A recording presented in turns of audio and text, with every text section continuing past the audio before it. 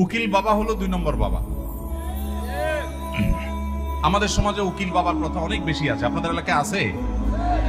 এটা হলো 2 নম্বর বাবা, নকল বাবা। নকল, এই নকল বাবা হওয়াও জায়েজ নাই, এই নকল বাবা বানানো জায়েজ নাই। ভাইরা আমার, বিয়ে শাদীতে আমাদের দেশে মনে করা হয় যে একজন উকিল বাবা লাগে, এরকম একটা ধারণা আছে না নেই? মেয়ের ইজিন আনার জন্য গায়রে মাহরাম একজন উকিল বাবা হয়, অনেক সময় যায় অনুমতি আনে। এইভাবে উকিল বাবা বানানো পরিষ্কারভাবে হারাম। পরিষ্কারভাবে মুরব্বীরা ভালো করে শুনে রাখেন, যারা যারা উকিল বাবা আছেন এই বাবাগিরি ছেড়ে দেন। বাংলাদেশে বাবার কোনো শেষ নাই। খাজা বাবা, উকিল বাবা, ন্যাংটা বাবা, কত বাবা আছে।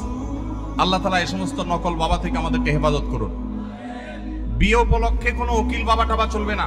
নিজের বাবা বেঁচে থাকলে সেই বাবা তিনি নিজে নিজের সন্তানের বিয়ে দিবেন, ব্যাস। মেয়ের অনুমতি বাবা আনতে যাবেন।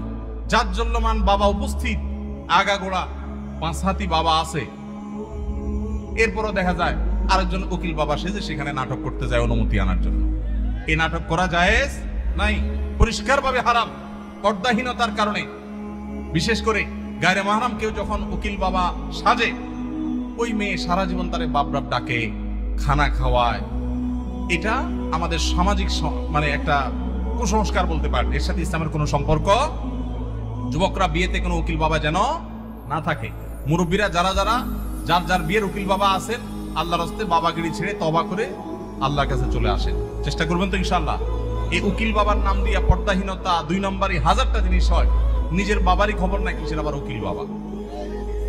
হ্যাঁ, উকিল বাবার লগে বলে ভাগছে কোন মেয়ে? আল্লাহ মাফ করুক আমাদেরকে। ওই যে বেশরিয়তি কাজ করলে তো একটা না একটা অঘটন ঘটবেই। এই জন্য এই সমস্ত অন্যায় কাজ করা যাবে না।